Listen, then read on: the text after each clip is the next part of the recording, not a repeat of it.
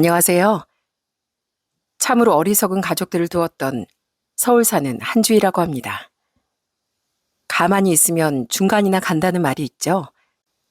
그 중간을 지키지 못하고 기어코 되지도 않는 탐욕을 부려 결국 자신의 신세를 망치게 된 사람을 전 알고 있습니다. 그 사람은 제 시누이와 시모였어요. 자신밖에 모르고 사는 이기적인 삶은 곧 자기 자신을 외톨이로 만드는 일이건만 그들은 그 당연한 사실을 잘 깨닫지 못하더라고요. 그런 그들과 저 사이에 있었던 기가 막힌 일들과 그 결말에 대해 지금부터 이야기를 시작해 볼게요. 끝까지 잘 들어주셨으면 좋겠습니다. 저희 가족은 제가 아직 청소년이던 시절 아주 어려운 시기를 겪었어요.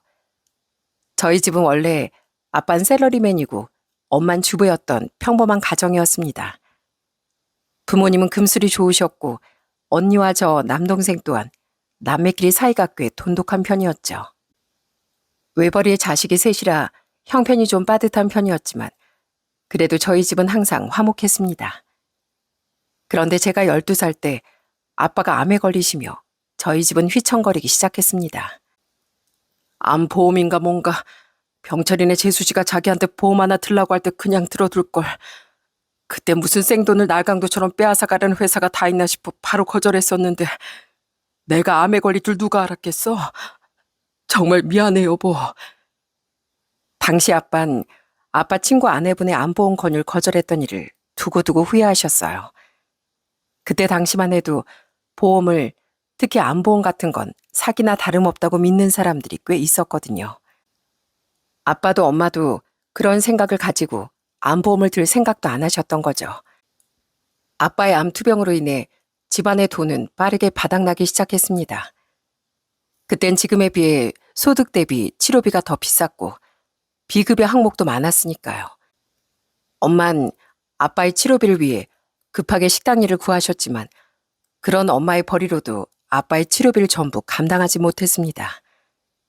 결국 부모님은 생계와 치료비를 위해 대출을 받고 나중엔 신용도 떨어지고 대출 한도도 나오지 않아 사채까지 쓰셨어요.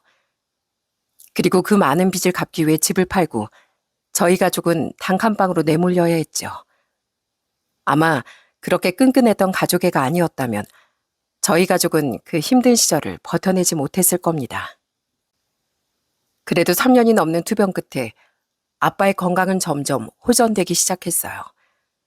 아빠 몸을 회복해 가셨고 다시 직장까지 구할 수 있었죠. 시간이 흘러 아빠는 완치 판정을 받으셨고 우린 모두 무사히 대학까지 졸업할 수 있었답니다. 그리고 부모님은 작은 빌라를 구해 드디어 남의 집살이도 벗어날 수 있으셨죠.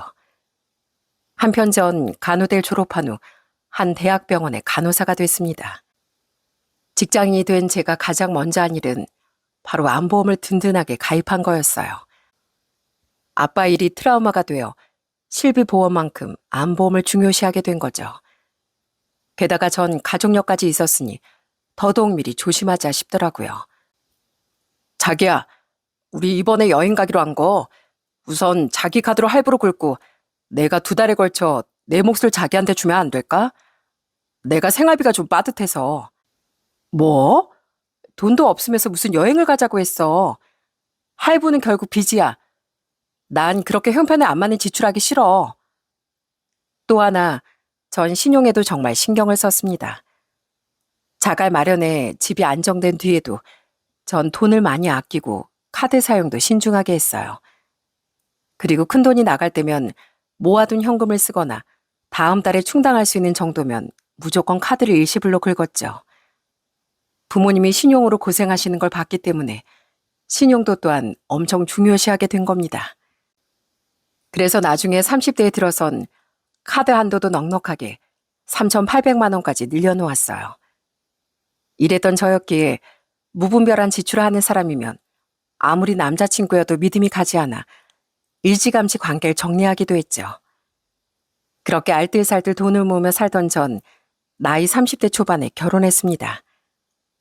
남편은 시청 공무원으로 착하고 성실한 사람이었어요. 무엇보다 저와 비슷한 경제관념을 가진 사람이었기에 마음이 잘 맞더라고요. 혹시라도 성민이가 속썩이면 언제든 얘기하거라. 알지? 며느리 사랑은 시아버지라는 말. 난 무조건 네 편이 되어주마. 중학교에서 교감까지 지내고 은퇴하셨다던 시아버진 정말 점잖고 좋은 분이었어요. 처음 절 봤을 때부터 절 편하게 만들어주려고 노력하셨고 하나부터 열까지 절 정말 귀하게 대해주셨죠. 이후 결혼하고 나서도 늘 우리 예쁜 며느리하고 부르며 가끔은 남편 몰래 제게 용돈도 쥐어주시던 정말 좋은 분이었습니다. 반면 시모와 저와 동갑이던 시누인 좀 다르더라고요. 우선 처음 봤던 날부터 두 사람은 깔끔하고 검소한 차림새였던 남편과 시아버지와 다르게 머리부터 발끝까지 명품으로 치장돼 있었어요. 그리고 두 사람은 결혼 전 한 번씩 시댁에서 볼 때마다 제 결혼식을 핑계로 자꾸 뭔가를 요구하더라고요. 아가, 물론 신랑 신부가 주인공이 되어야겠지만 이런 말 알지? 결혼식은 사실 부모들 행사라는 거. 그때 나랑 우리 남편 손님도 정말 많이 올 건데 내가 걱정이 많다. 요즘 주름이 너무 많이 생긴 것 같아서. 저기 너 결혼하기 전에 나 경락이랑 피부과 회원권 좀 끊어줄 수 없겠니? 새언니, 그럼 저도요. 한 사람보다 두 사람 동시에 등록한다고 하면 좀 싸게 해주는 데 많을 텐데. 저도 꼽사리 끼워주시면 안 돼요? 아시잖아요. 초등학교 교사 월급이라고 해봤자 박봉인 거. 아니다. 새언니까지 셋이 등록하면 더 싸겠다. 어때요? 예, 세아가. 너 메이크업샵 청담동에 있는 데로 하기로 했다며? 네. 플래너가 추천해준 곳 중에 거기가 제일 괜찮고 가격도 나쁘지 않더라고요. 거기 나랑 우리 선옥이도 예약해주면 안 되니? 어머니, 양가 식구들 결혼식장 근처 메이크업샵으로 예약하자고 말씀드렸잖아요. 거기 메이크업은 좀 비싸요. 주위 곤란하게 왜 그러세요? 아니, 왜 주희제만 비싼 데서 하고 우린 안 해? 우리 뭐 여자도 아니니? 맞아, 오빠. 우리도 기왕하는 거 비싸고 좋은 데서 하고 싶단 말이야. 평소 검소하게 살았던 전 결혼식에 대한 로망만은 있었습니다. 그렇다고 가한 돈을 쏟아부었던 건 아니었고요.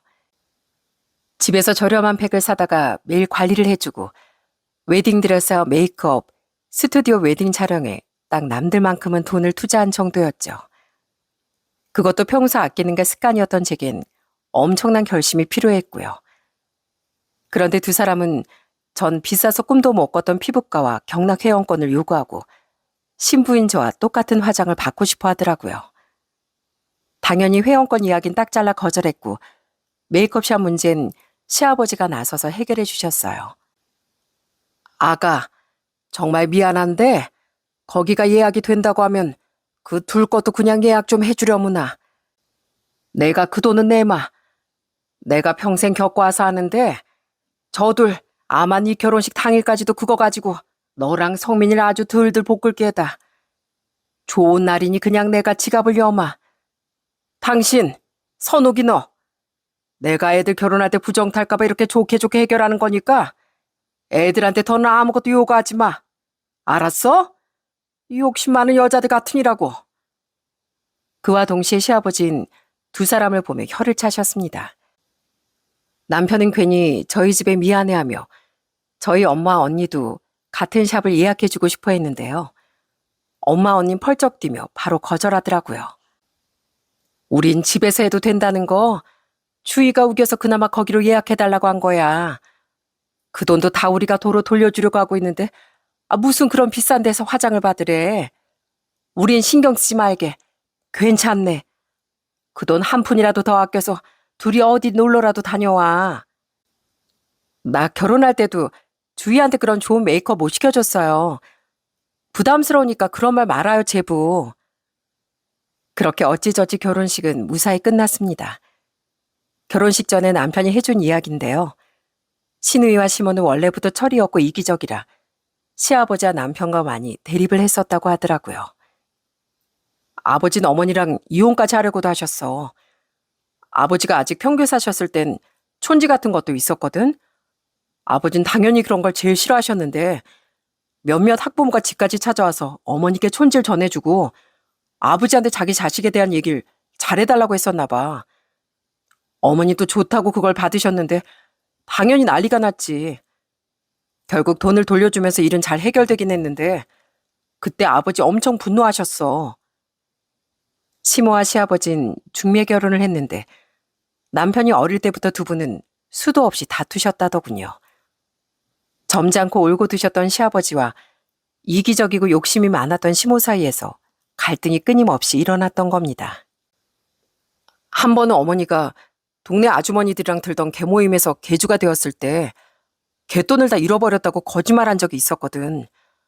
당연히 동네가 발칵 뒤집어졌지. 그런데 그걸 아버지가 장롱에서 발견하신 거야.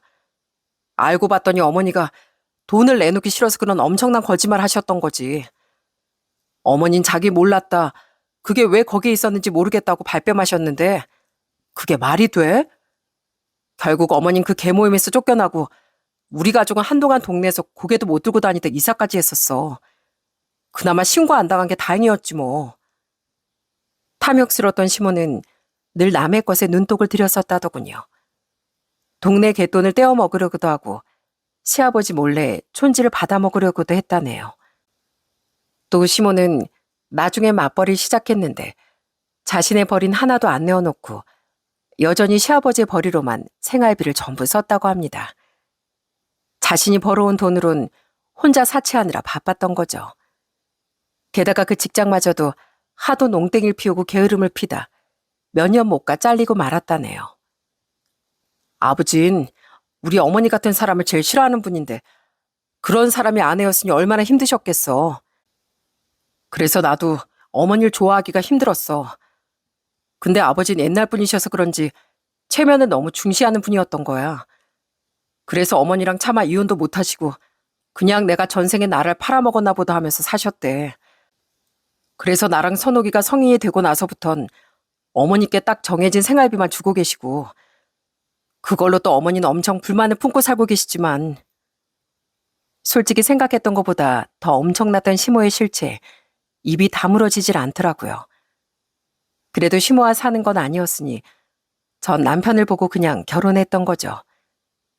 남편만은 정말 좋은 사람인 게 분명했으니까요. 그리고 남편은 자신이 시아버지를 닮았듯 시누인 시모를 똑 닮았다는 말을 해주더라고요. 주위 너한텐 가족이 될 사이니까 처음부터 그냥 편한 모습을 보였던 것 같은데 걔 밖에선 그렇게 내숭을 떨고 다녀. 솔직히 걔가 겉만 보면 얼굴도 단정하게 생겨선 아나운서처럼 단아한 스타일이잖아. 맞아. 나도 그래서 처음에 아가씨 봤을 때 되게 단하고 착할 거라고 생각했거든. 대부분의 사람들이 그렇게 생각해.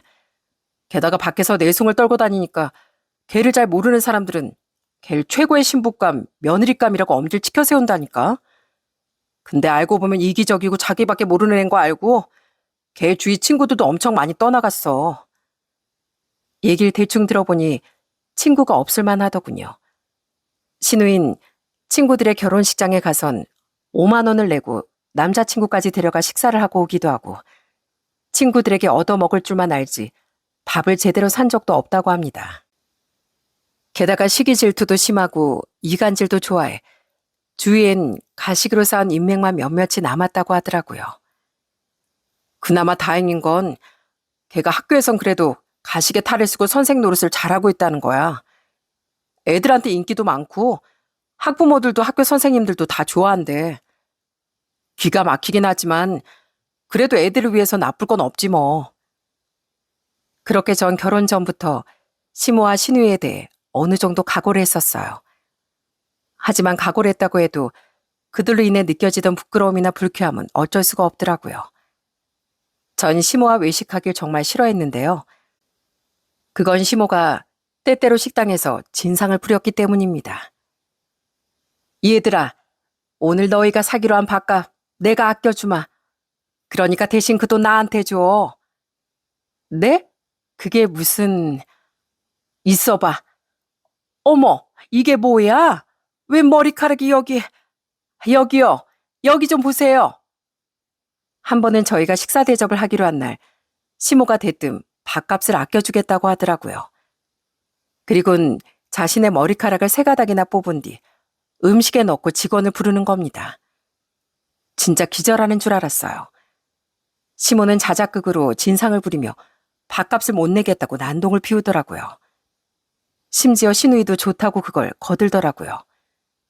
질린다는 표정으로 시아버지와 남편이 먼저 그들을 말리고 식당 직원에게 허리 숙여 사과를 하면서 우선 일은 마무리됐는데 같은 모습을 2번 정도 더 목격한 뒤 전 절대 그들과 외식을 하지 않았죠. 나랑 선옥이만 아주 천하에 몹쓸 사람들이지? 당신도 너희들도 다 위선적이야. 우리 덕에 돈 아끼면 그땐 좋아할 거면서 왜 우리만 망신을 줘? 제발 그만 좀 해. 애들 어릴 때도 그래서 나랑 몇 번을 다퉜어. 근데 이젠 하다하다 며느리 앞에서까지 부끄러운 줄을 몰라? 어머님, 전 이런 거 하나도 안 감사해요. 먹었으면 당연히 정당한 값을 지불해야죠. 지금 어머님이랑 아가씨 행동 때문에 우린 돈을 주고 불쾌하고 죄송한 기분만 얻었을 뿐이라고요. 부창부수라고? 너도 성민이랑 똑같이 우릴 비난한다 이거지? 엄마, 그냥 내버려둬. 나중에 진짜 돈이 필요할 때가 돼서 후회하겠지 뭐. 서로 너무 똑같았던 시모와 시누인 둘이 쿵짝이 정말 잘 맞았습니다. 또 시모는 남편 몰래 제게 따로 생일 선물을 요구하려다 그게 거절당하자 그렇게 성질을 내기도 했어요. 예, 나 이번엔 생일 선물 물건으로 사주지 말고 그냥 돈으로 주면 안 되니? 한 100만 원 정도면 되는데 너도 성민이도 돈 못 버는 애들도 아닌데 통 좀 크게 써주라. 어? 네 시아버진 다달이 연금도 나오면서 생활비를 너무 짜게 줘. 조금 전에 남편한테 전화해선 목걸이 사달라고 하셨다면서요. 근데 저한테 용돈도 받으시려고요? 저희가 둘 다 못 해드리고 용돈으로 30만 원 정도 보내드릴게요. 벌써 둘이 얘기가 됐어? 아휴, 쪼잔하게 시리. 원래 선물을 한 명당 하나씩 해줘야지. 그리고 둘이서 100도 아니고 30이 뭐니 30이. 저희 애도 벌써 둘인데 얼른 아껴서 더 큰 집으로 이사도 가고 해야죠. 애들한테 들어가는 돈도 만만치가 않고요. 생신은 매년 돌아오는 건데 이해 좀 부탁드려요. 한숨이 났지만 그래도 남편의 어머니니 예의를 갖춰 거절했습니다. 제게 번번이 거절만 당하니 시몬 절 볼 때마다 괜히 눈을 흘겼죠. 전 그냥 못 본 척 넘겨버렸지만 저도 사람인지라 속으론 좋지 않은 감정이 쌓여갈 수밖에 없었어요. 선옥이가 여행 경비를 계속 안 보내네. 이번엔 진짜로 자기 몫은 내겠다고 해서 같이 여행 데려갔던 건데. 아, 걘 믿은 내가 바보다 바보. 미안해 여보. 갈수록 별로였던 건 신우이도 마찬가지였습니다. 신우인 절대 자기가 손해보길 싫어하는 사람이었어요. 한 번은 시아버지가 좀 우울해하시는 것 같아 시댁 식구들과 다 같이 여행을 갔었습니다. 안 그래도 저희 친정 식구들과도 조만간 여행을 가기로 했었기에 시댁 식구들도 마땅히 챙겨야겠다 싶더라고요. 그때 남편은 시누인 여행 경비를 내면 절대 껴주지 않겠다고 못을 박았죠. 결혼 전에도 매번 얌체처럼 한 푼도 내지 않더내라면서요. 하지만 이번엔 꼭 돈을 내겠다고 사정사정하기에 우린 우선 시누이까지 함께 여행을 다녀왔습니다. 시아버지 생신이 코앞이라 겸사겸사 날짜를 맞추려면 어쩔 수 없었거든요.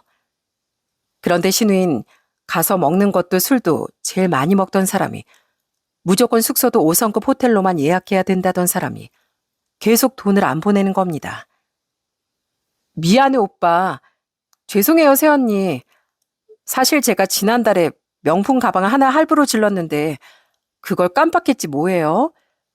그래서 그 할부금 내면 여윳돈이 없어요. 대신 제가 다음엔 여행 경비 꼭 낼게요. 이번 한 번만 봐주세요. 너무 얄미웠지만 그렇다고 그걸로 월급을 차압하겠습니까? 어쩌겠습니까? 대신 전 남편과 함께 그 다음부턴 신우에게 얄짤없이 굴었어요. 아가씨, 이번 여행 땐 아가씨 무조건 선불로 내셔야 돼요. 아셨죠? 아니 왜요? 이번에 오빠네 회사 복지로 싸게 가는 거라면서요. 갔다 와서 제가 드린다니까요. 그럼 저희 부모님 건 왜 내주는 건데요? 에이, 돈 문제는 신용이 생명인 거 모르세요? 아가씨는 우리한테 신용이 없잖아요. 그리고 어머님, 아버님 여행 경비는 저번에 부모님이니까 우리가 내드린 거고, 이번엔 아버님이 두부 목숨 보태겠다고 하시더라고요. 그러니까 아시겠죠, 아가씨? 무조건 선불이에요. 새언니, 제가 지갑을 두고 와서 그런데 저 이거 장 본 것 좀 계산해 주시면 안 돼요? 제가 다음에 소고기 세트 같은 거라도 보내드릴게요. 저흰 저녁 먹기 전에 약속 있어서 가야 되는데 아가씨가 저녁에 소고기 먹고 싶다고 같이 장만 봐달라고 해서 여기 온 거잖아요. 그래서 저도 지갑 안 들고 왔는데 저번에도 이런 비슷한 수법으로 저한테 돈 내달라고 해서 혹시나 했죠. 근데 역시나였네요. 아가씨 일부러 지갑 안 들고 오신 거죠? 씨알도 먹히지 않자 시누인 시모처럼 내심 분통을 터뜨리더군요. 그 모습이 너무 못나 보였죠. 저도 저지만 당연히 남편과 시아버지도 시누이가 얌체처럼 굴 때마다 혼을 냈고요. 시누인 신경질을 내며 이렇게 말하곤 하더라고요. 난 그냥 철저히 계산적인 거예요, 아빠. 이런 건 나쁜 게 아니라 알뜰한 거라고요. 계산적인 사람들은 자기 돈이라도 잘 저축할 줄 알지. 넌 사치하느라 네 돈도 못 모았잖아. 그걸로도 모자라 매번 남의 돈까지 우습게 하는 게 무슨 계산적이야. 그냥 탐욕스러운 거지. 정신 좀 차려라, 어? 하지만 시아버지의 현답에 시누이 매번 꿀먹은 벙어리가 되고 말았어요. 어떻게 저런 사람이 그 어린 학생들을 가르칠까 싶어 한숨이 나왔습니다. 그래도 결혼 생활하는 동안 착한 남편과 늘 우리 며느리가 최고다 해주시던 시아버지 덕에 나름대로 행복한 시간도 많았습니다. 친정 식구들과는 더없이 화목하게 지냈고요. 무엇보다 저희 아들과 딸이 주는 기쁨은 이루 말할 수 없이 달콤했죠. 그런데 결혼한 지 8년 뒤 어느 날 제 심장은 쿵 내려앉고 말았습니다. 암이요? 제가요? 다행히 이 정도면 일기나 많이 진행돼 봐야 2기 정도로 예상됩니다. 우선 하루라도 빨리 수술하시죠. 이렇게 초기에 발견된 건 하늘이 도운 거예요. 저는 건강검진을 받다 암이 발견되었습니다. 이상 소견을 듣고 대수롭지 않게 정밀 검사를 받았는데 그런 청천벽력 같은 판정을 받은 겁니다. 아무리 초기에 발견됐다고 해도 너무 무섭더라고요. 과거 너무 많이 고생하셨던 아빠와 가족 모두 가난에 내몰렸던 힘든 시기가 떠올랐거든요. 괜찮아, 여보. 예전이랑 지금은 의료기술도 천지 차이고 우리한테 모아놓은 돈도 많아. 보험도 많이 적용되고 무엇보다 당신한테 남보험금도 있잖아. 수술만 받으면 금세 나을 거고 아이들도 우리도 아무 문제 없어. 그러니까 당신은 마음 편하게 수술만 잘 받아. 알았지? 자신도 분명 많이 놀랐을 텐데 남편은 덜덜 떨던 절 차분하게 위로해 주더군요. 소식을 들은 친정 부모님과 언니와 형부, 동생과 올케까지 죄다 저희 집으로 달려왔는데 오히려 가족들이 호들갑을 떠니 마음이 안정되더라고요. 아이고 애미야, 너 괜찮니? 나쁜 놈의 암덩어리 같으니라고 감히 우리 며느리한테. 그래 어디가 아프냐? 내가 어떻게 해줄까? 아버님, 저 괜찮아요. 이렇게 별 증상도 없는데 암이라는 게 신기할 정도예요. 수술 받고 생각보다 암이 더 깔끔하게 절제되면 항암 치료 받을 필요도 없을 수도 있다고 했어요. 그러니까 너무 걱정하지 마세요. 정신이 없어 시댁엔 입원할 무렵에서야 소식을 알렸는데요. 그때 시아버지는 완전히 놀라셔선 바로 병원으로 달려오셨답니다. 나중에 보니 신발까지 짝짝이로 신으셨던데 괜히 울컥하더라고요. 우리 아버님이 날 이렇게 위해 주셨구나 싶어서요. 반면 시모와 시누인 제가 수술을 받고 3일 뒤 딱 한 번 병문안을 왔다 금세 돌아간 게 다였죠. 다행히 수술 결과 제 암은 1기로 판정되었고 교수님은 항암 치료도 필요 없을 것 같다고 말씀해 주시더군요. 그래도 충분히 안정 취하시고 우린 추적 검사 때 만나면 될 것 같습니다. 고생하셨어요. 그때 전 미리 준비해둔 암보험으로 1억이라는 보험금도 받을 수 있었습니다. 이렇게 젊은 나이에 보험을 쓰게 될 줄은 몰랐건만 미리 준비한 게 정말 다행이라고 생각했죠. 덕분에 수술비와 병원비로 들어간 돈보다 남은 금액이 더 많게 됐어요. 그래서 전 수술을 받은 뒤 2달 정도를 여유롭게 쉬며 회복에 전념할 수 있었답니다. 그리고 병원에 복귀한 지 얼마 안 됐던 어느 날, 저와 남편은 아이들을 데리고 시댁을 방문했어요. 아가씨 남편 될 분 좋은 분 같더라고요. 인상도 아주 선하고요. 그날은 신우의 남자친구가 시댁에 결혼 인사를 왔던 날이었습니다. 솔직히 좀 놀랐어요. 그 남자는 직업도 좋고 성격도 정말 좋았거든요. 게다가 집도 꽤 사는 사람이었는지 신혼집으로 서울에 아파트도 한 채 이미 마련했다고 하더라고요. 신우의 남자친구가 돌아간 뒤 신우인 그렇게 자랑자랑을 해댔죠.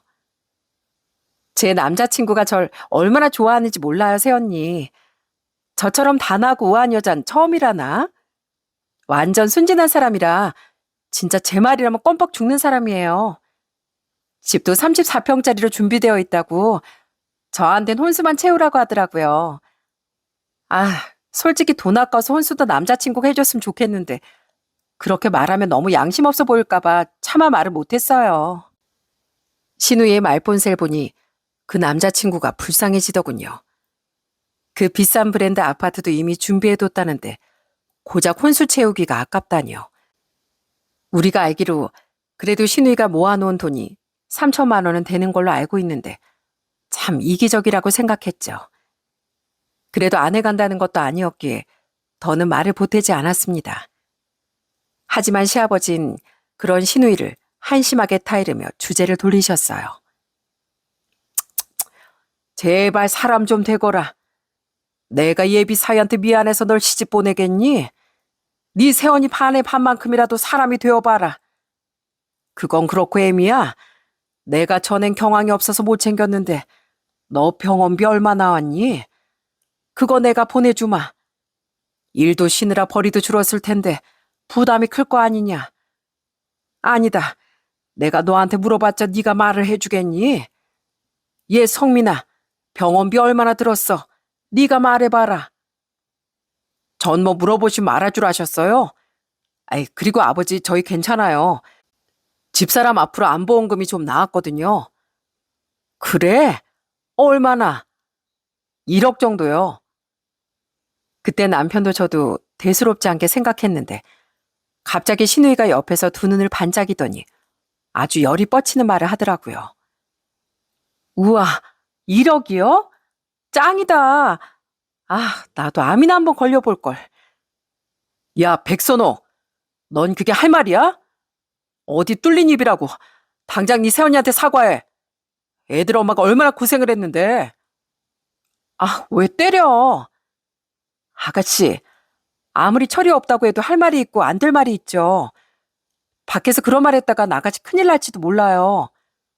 아무리 초기에 발견했다고 해도 저 정말 힘들었고요. 암에 대해 그런 식으로 얘기하는 거 정말 불쾌해요. 남편은 놀란 나머지 바로 신우의 뒤통수를 후려치더군요. 시아버진 기가 막혀서 말문까지 막히셨고 저도 화가 나 신우에게 따끔한 말을 던졌습니다. 그러자 신우인 입을 삐죽거리며 이내 방으로 들어가 버리더라고요. 배탈이 났다며 화장실에 오래 있던 시모만이 뒤늦게 거실로 나와 무슨 일인데 분위기가 냉랭해졌냐며 물었죠. 하지만 말도 꺼내고 싶지 않아 우린 모두 아무 말도 하지 않았어요. 하지만 바로 다음 날 전날과 비교도 안 될 정도로 엄청난 일이 터지고 말았습니다. 이게 뭐야? 내 카드 어딨지? 그날 전 일을 하느라 거의 휴대폰을 제대로 들여다보지 못했어요. 그리고는 퇴근 때가 되어 휴대폰을 확인해 보니 황당한 문자 내역이 와 있는 겁니다. 아시죠, 여러분? 카드를 쓰면 어플이나 문자로 사용 내역과 대강의 사용처가 날아오는 거예요. 분명 전 일을 하고 있었건만 누가 제 카드를 사용했다는 문자가 와 있더라고요. 그것도 웬 가전제품 대형마트와 가구점, 백화점 같은 곳에서 카드가 몇 배씩 나뉘어 무려 2,400만 원이 긁혀 있더라고요. 전 다급하게 지갑을 뒤져 카드를 찾아봤지만 지갑 어느 곳에도 카드는 없었어요. 그리고 다시 한번 믿지 못할 휴대폰을 들여다보며 대체 어디서 카드를 잃어버렸는지 곱씹던 순간 전 미처 보지 못했던 문자를 발견했죠. 그리고 그 문자로 인해 알게 된 범인을 알게 된 순간 제 뚜껑은 날아가고 말았습니다. 새언니, 혹시 새언니가 신고라도 할까봐 연락 남겨놔요. 실은 어제 새언니가 설거지할 때 제가 새언니 지갑에서 카드 좀 슬쩍했거든요. 전에 카드 한도가 3천이 넘는다는 얘기를 들은 것 같아서요. 솔직히 저 혼수 제 돈으로 마련하는 거 너무 아까웠는데요. 새언니한테 1억이라는 꽁돈이 생겼다는 걸 들으니까 새언니 도움 좀 받아야겠다 싶더라고요. 저 이걸로 미리 신혼집에 넣어둘 가전가구 싹 다 샀는데 겸사겸사 백화점 들러서 제 명품백이랑 구두도 하나씩 사고 옷도 한 벌 장만했거든요. 어차피 그래도 보험금 많이 남으실 텐데 좋게 좋게 그냥 신우이 결혼 선물이라고 생각해 주세요. 감사해요, 새언니. 카드는 나중에 아무 때나 가져가세요. 진짜 제정신이랍니까? 어떤 정신 나간 인간이 올케 카드를 훔쳐다 몇 천만 원을 긁나요? 전 바로 신우에게 전화 걸었습니다. 하지만 전화를 받지 않길래 곧장 시댁으로 뛰어갔어요. 전 시댁에 도착하자마자 뻔뻔한 표정으로 절 맞아주던 신우에게 악을 내찔렀죠. 새언니 왔어요? 카드 받으러 이렇게 헐레벌떡 온 거예요? 아휴, 성질도 급하셔라. 야, 너 진짜 돌았니? 2,400만 원이 네 집 개 이름이야? 어디 겁도 없이 몰래 남의 카드 훔쳐다가 혼수라고 명품 쇼핑을 해? 너 당장 그거 취소 안 해? 지금 너라고 했어요? 아니, 새언니, 우선 진정해봐요. 새언니 1억이나 생겼다면서 신우이 결혼하는데 그 정도도 못 해줘요? 그리고 오빠도 동생 결혼하는데 최소 1,000만 원이라도 해주려고 했겠죠. 그냥 그걸 좀 많이 해줬다고 생각하면 되잖아요. 뭘 그렇게 고작 그걸로 화까지 내세요? 고작? 야, 그거 내 목숨값이야. 암 보험금으로 받은 내 목숨값. 근데 네가 뭔데 그걸 탐내? 네가 나 결혼할 때 축의금 10만 원이라도 냈어? 나 수술 받을 때 뭐 병문안 선물이라도 사왔니? 어디 준 것도 없이 받으려고만 해. 이 욕심쟁이야. 너 진짜 인생의 쓴맛 좀 볼래? 이게 그래도 신우이라고 오냐오냐 해줬더니 날 우습게 봐? 신우인 아직 사태 파악이 안 되는지 계속 은근슬쩍 넘어가려고 하더군요. 그 와중에 제 보험금 이야기를 처음 들은 시모는 눈을 반짝이며 이러는 겁니다. 뭐? 너 보험금을 1억이나 받았어? 아휴, 웬일이니? 대박이다, 얘. 너 별로 아프지도 않잖아. 벌써 이렇게 복지까지 했고. 그럼 그냥 꽁돈 생긴 거 맞는 건데 마음 좀 곱겠어. 들어보니까 얘가 뭐 건드려봤자 절반도 안 썼더만. 근데 너 그거 수중에 고스란히 남아있니? 그럼 나도 선욱이가 썼다는 2,400만큼만 좀 나눠주면 안 돼? 너 치료비도 많이 안 들었잖아. 이 여편 내가 지금 뭐라는 거야? 너 백선호, 너희 아빠가 들은 말이 다 사실이야? 진짜 네 새언니 카드 훔쳐가서 혼수 사고 쇼핑한 거야? 황당했던 시모의 말은 뒤늦게 기함한 표정으로 거실에 나온 시아버지 말에 막혀버리고 말았습니다. 평소보다 더더욱 분노해 보이던 시아버지 표정에 잠시 시모하시는 말을 잊지 못하더라고요. 하지만 이내 신우인 억울한 표정으로 볼멘 소리를 하더군요. 아니, 전 모아둔 돈이 3천만 원밖에 없는데 새언니 1억이나 있다니까 좀 신세지려고 한 거죠. 제가 미리 도와달라고 했으면 새언니하고 오빠가 도와줬겠어요? 그러니까 미리 일부러 저지르고 사정 좀 하려고 한 거죠. 가족끼리 그 정도는 해줄 수 있는 거 아니에요? 새언니도 너무 계산적으로 굴지 말아요. 계산적으로 굴면 왜 안 되는데요? 아가씨는 절대 하나라도 손에 안 보려고 하면서 왜 우리만 퍼주길 바라는 거예요? 그건 계산적인 게 아니라고 저번에 아버님도 말씀하셨죠? 잠만 말고 내일 당장 가서 그거 다 취소해요. 안 그럼 나 경찰에 신고할 테니까. 네? 아니, 가족끼리 무슨 이런 일을 신고까지 해요. 새언니, 어차피 가전하고 가구는 전시 제품이라 할인 많이 해주는 대신 환불 불가 조건 걸고 산 게 몇 개 있어서 전액 취소하기 어려워요. 백화점에서 쇼핑한 것도 이미 다 택되고 게시해서 마찬가지로 환불하기 힘들고요. 정 그렇게 화가 나면 제가 다달이 10만 원, 아니 5만 원씩 갚을게요. 그럼 되죠? 제가 떼먹는 것도 아니잖아요. 그건 안 갚겠다는 소리나 마찬가지잖아요. 내가요, 잠깐 지금 이성이 날아갔다가 돌아와서 애써 존대까지는 해주는 거거든요. 취소가 다 안 된다고요? 그럼 좋은 말 할 때 카드 긁은 금액 고스란히 나한테 보내요. 안 그럼 진짜 가족끼리 얼굴 크게 붉히게 될 줄 알아요. 그리고 어머님은 아가씨보다 더 나쁜 분이에요. 딸인 아가씨를 이런 괴물로 만들어버린 사람이 바로 어머님이니까요. 아까 말했듯이 그 돈 꽁돈 아니고 제 목숨값이고요. 설사 진짜 꽁돈이라고 한들 제가 어머니께 그 돈을 나눌 이유도 그럴 마음도 없습니다. 제발 정신 좀 차리세요. 아이고, 집안꼴 아주 잘 돌아간다. 평생 마누라란 인간이 선생인 내 얼굴에 먹칠을 하더니 이젠 딸 자식이 도둑이 돼서 애비 체면을 산산조각 내네. 딸이 아빠 뒤이어서 선생 됐다고 칭찬해주던 사람들 전부 칭찬을 비난으로 바꿔서 퍼붓겠어. 선옥이 너 선을 넘어도 단단히 넘었구나. 애미야, 제가 돈 안 주면 그냥 신고해버려라. 절대 봐주지 마. 시아버진 거의 심오한 시누이를 집에서 쫓아내기라도 할 듯 눈에서 아주 불을 뿜으셨습니다. 그제야 시누인 제게 다음 날 돈을 보내겠다는 말을 하더군요. 아주 억울한 표정으로요. 그러니까 경찰에 신고하지 마세요. 주면 되잖아요, 주면. 그런 신우의 말을 듣고 전 우선 집으로 돌아왔습니다. 시아버진 직접 절 집에 데려다주며 운전하는 내내 미안하다며 눈물까지 보이셨죠. 그리고 집에서 뒤늦게 제게 모든 이야기를 들은 남편은 혼자 시댁에 달려가 한바탕 뒤집어 엎고 오더라고요. 하지만 시누인 다음 날도 그 다음 날도 갖은 핑계를 대며 돈을 보내지 않았습니다. 전 오기가 생겼어요. 솔직히 경찰에 그냥 신고하려고도 했는데요. 그래도 평생 체면을 중요하게 여기셨던 시아버지 생각해 자기가 먼저 경찰에 신고하겠다고 펄쩍 뛰던 남편을 맞고 저도 신고를 하지 않았죠. 대신 전 다른 방법으로 시누이에게 돈을 받아내고 참교육해주기로 마음먹었습니다. 여보세요? 새언니, 저 일하는 중이에요. 돈은 제가 당장 보낼 수가 없는 입장이라니까요. 제가 그 돈 어디에 투자했던 걸 깜빡했었어요. 그러니까 조금만 기다려주시면. 원래 혼수 마련해 했던 사람이 투자는 무슨 투자예요? 나더러 그 말을 믿으라고요? 이러다가 은근슬쩍 또 안 갚을 심산이겠죠. 됐고요. 나 볼 일이 있어서 아가씨 학교 근처에 왔는데요. 아무래도 아가씨네 교장 선생님 좀 찾아뵙고 가야겠네요. 어떻게 남의 지갑에 손을 댄 사람이 애들을 가르칠 수가 있는지 진지하게 좀 따져 물으려고요.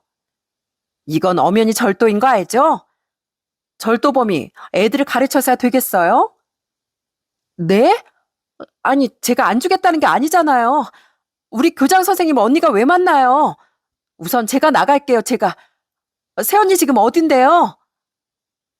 저는 신우이 학교 앞까지 찾아가 신우이를 옥죄습니다. 신우이는 완전히 기겁을 해선 학교 앞으로 달려나오더군요.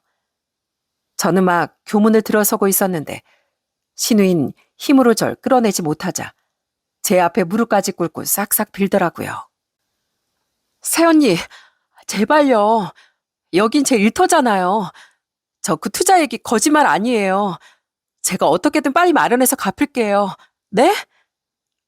하도 사정사정을 하기에 드디어 정신을 차렸나 싶어 전 알겠다고 대답했습니다. 하지만 신우이가 또 돈을 보내지 않자 전 이번엔 전화를 걸어 다른 으름장을 놨습니다. 아가씨, 아직도 정신을 못 차렸나 봐요. 난 그 투자 얘기를 믿은 게 아니라 아가씨가 드디어 정신을 차렸나 싶어서 물러났던 건데 아직까지도 돈을 안 보내요? 그럼 저 아가씨 예비 남편한테 찾아가서 아가씨가 어떤 사람인지 다 폭로할게요. 그 사람은 아가씨가 세상 착한 요조 숙녀인 줄 알던데 진실을 알면 과연 계속 결혼을 하겠다고 할까요? 아니, 새언니, 진짜 저한테 왜 이래요? 원래 새언니 이 정도까지 질긴 사람 아니었잖아요. 똥 밟았다 치고 넘어갈 일이 있고 아닌 일이 있죠. 아가씨 워낙 철이 없어서 사태 파기 계속 안 되나 본데 파혼 당하고 망신 당하는 건 그렇다 치고 아가씨 진짜 내가 고소하면 철창 신세 되는 거예요. 그 전에 사회적으로도 매장시켜 줄까요? 아버님이고 남편이고 다 뒤로 하고? 나 진짜 이 지역 맘카페 가입해요? 알았어요. 드릴게요. 준다고요. 주면 되잖아요. 내일 말고 오늘 당장 보내요. 이게 내가 주는 마지막 기회예요. 알았어요? 결국 신우인 그날 곧장 제게 2,400만 원 전액을 보냈습니다. 자기 인생이 끝나게 생겼는데 자기가 무슨 방법이 있었겠어요? 어차피 끝은 뻔했던 건데 정말 어리석은 사람이었죠. 그런데 그걸 알고 이번엔 시모가 제게 전화해서 뭐라고 했는 줄 아시나요? 이애, 너 우리 애를 그렇게 겁줬다며? 그걸 기어코 다 받아내니? 그냥 결혼 선물했다고 치면 되지. 너도 참 독하다 독해. 이 여편 내가 진짜 미쳤나? 잡을 거면 선옥이 제일 잡아야지 왜 애미를 잡아? 당장 전화 끊어. 하도 기가 막혀서 대답하려던 찰나 휴대폰 너머로 시아버지 목소리가 들리더군요. 시아버진 시모의 전화를 빼앗으셨는지 제게 미안하단 말을 남기고 전화를 끊으시더라고요. 아마 그날 시모는 시아버지께 욕을 작살나게 먹었을 겁니다. 그리고 옆에 있던 남편은 자기가 직접 시모에게 전화해 제대로 으름장을 놓더라고요. 암에 걸린 저희 집사람한테 하셨던 행동 저 평생 잊지 못할 겁니다. 어머니도 선옥이도 저 이제 안 볼 거예요. 저한테 가족 취급 받고 싶었으면 최소한 저희 집사람한테 그랬으면 안 되는 거죠. 전 이제 앞으로 아버지만 찾아뵙고 살 거예요. 아셨어요? 선옥이한테도 앞으로 저한테 동생 취급 받을 생각하지 말라고 똑똑히 전하세요.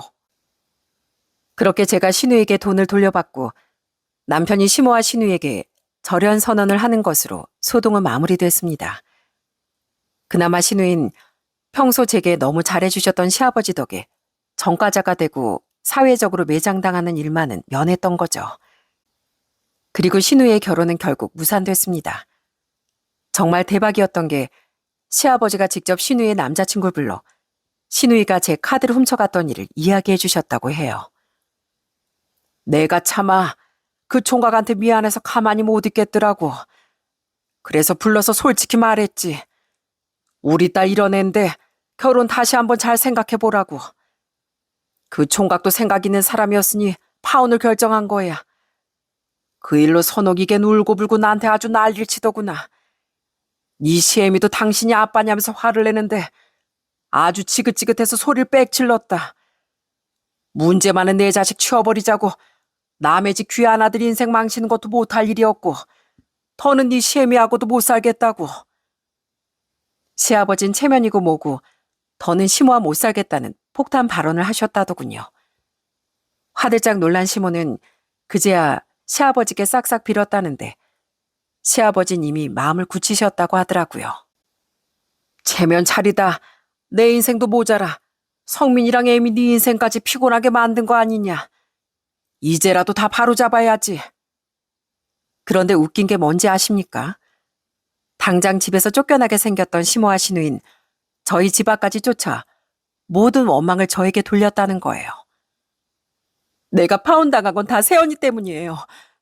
애초에 그 1억을 왜 받아가지고 나한테 그런 욕심이 생기게 만들어요.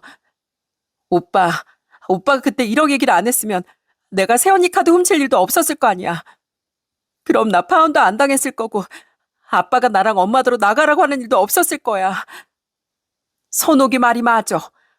그 양반이 얼마나 고지식한 양반인데 이번 일만 없었어도 다 늙어서 나한테 이혼하자고 하는 일 없었을 거야. 이제 우리 인생 어떡하냐? 이 나이에 내가 무슨 이혼이야?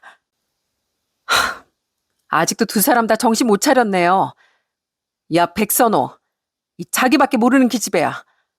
절도까지 저지른 거 아버님 생각해서 봐줬으면 감사합니다 하고 조용히 있을 일이지. 여기까지 와서 또 내 탓을 해? 네가 아니라 지천에 깔린 유혹이 문제라고 생각하면 그냥 네가 눈도 귀도 닫고 살아. 이기적인 것도 정도껏 쉬어야지. 오죽했으면 아버님이 딸인 너더러 나가라고 하셨겠어. 그리고 어머님, 제가 보기에 어머님은 꼭 이번이 아니더라도 언젠간 이혼당하셨을 거예요. 제 탓할 시간에 어머니 그동안 어떻게 행동해왔는지, 오죽했으면 남편에게도 아들에게도 버림받게 된 건지 곰곰이 한번 생각해 보시라고요. 아시겠어요? 그때 남편이 있었다면 아마 더 큰 난리가 났을 겁니다. 전 그들에게 마지막으로 이런 으름장을 덧붙였어요. 백선호, 너 한 번만 더 찾아와서 소란 피우면 그땐 나랑 경찰서에서 보게 될 줄 알아. 그땐 용서 같은 건 없어. 알았어?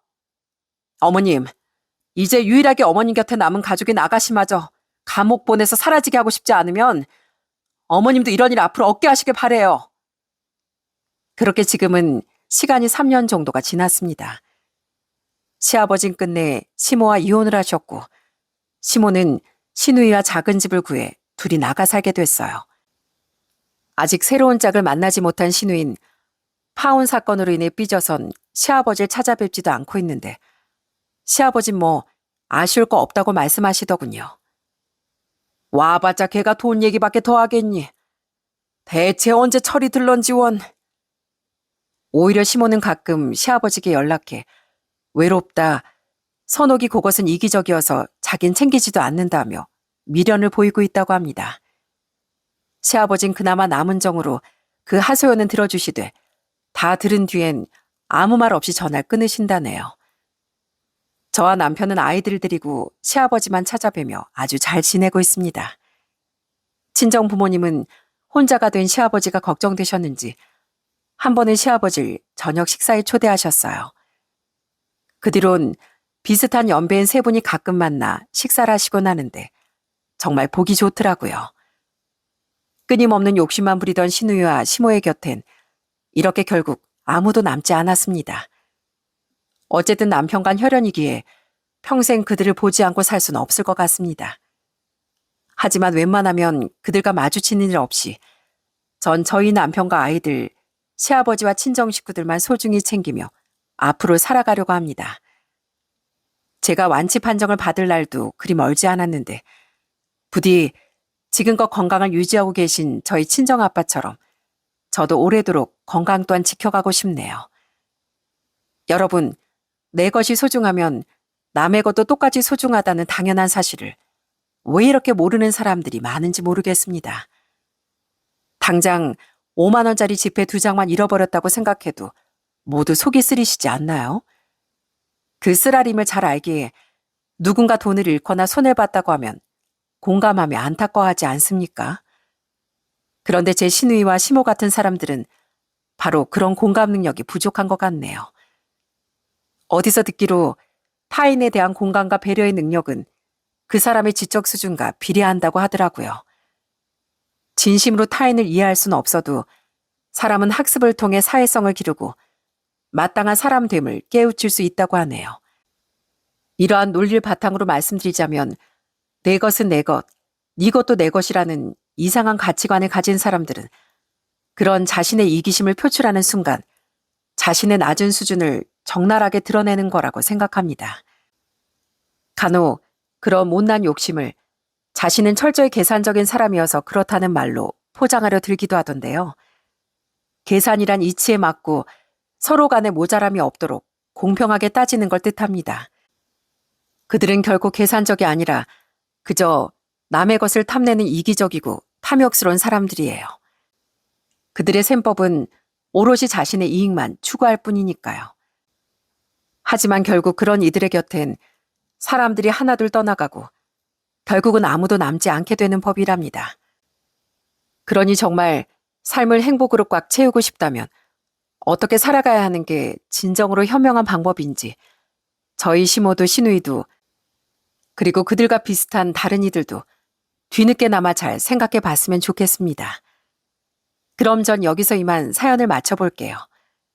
제 사연을 들어주신 모든 분께 늘 좋은 날만 가득하시길 바라겠습니다. 감사합니다.